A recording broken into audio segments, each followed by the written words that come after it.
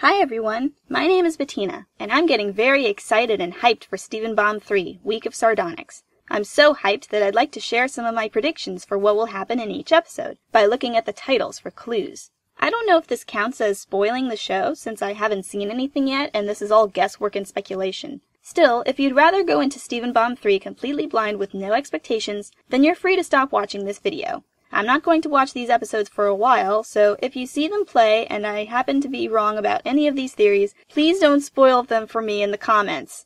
So, without further ado, here are my predictions. Monday, cry for help. Who's doing the crying for help is the big question here, isn't it? One can only guess who it is. Steven? Lapis? Jasper? Sardonyx? Maybe it's Amethyst. Personally, I don't think she's gotten a lot of character development since she got regenerated. I wouldn't mind if we learned a little more about Amethyst and how she feels about everything that's happening right now. Perhaps we'll learn more about what being an Earthborn gem means.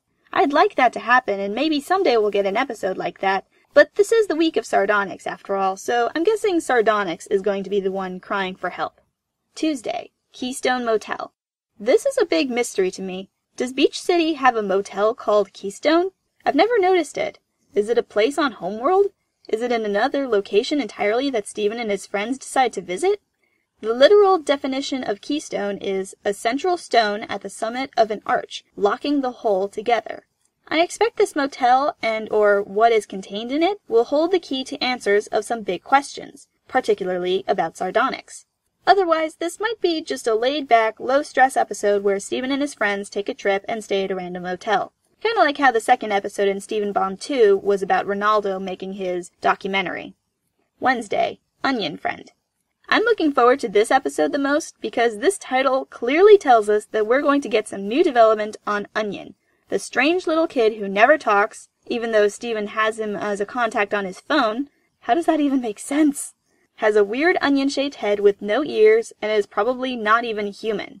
Oh no, there's lots of humans. There's my dad, Connie, Lars and Sadie, the mailman, Onion, I think. Maybe we'll learn about his father, who only speaks in gibberish, or his stepbrother, Sour Cream, or their rumored mother, Vidalia.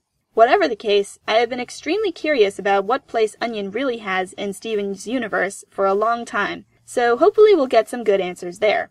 Thursday, Historical Friction. History and friction. This is almost certainly going to be a flashback episode about the giant war the crystal gems fought with Steven's mom, Rose, all those thousands of years ago, if the gems' stories are to be believed. We'll probably learn about what Rose used to be like, long before she ever met Greg.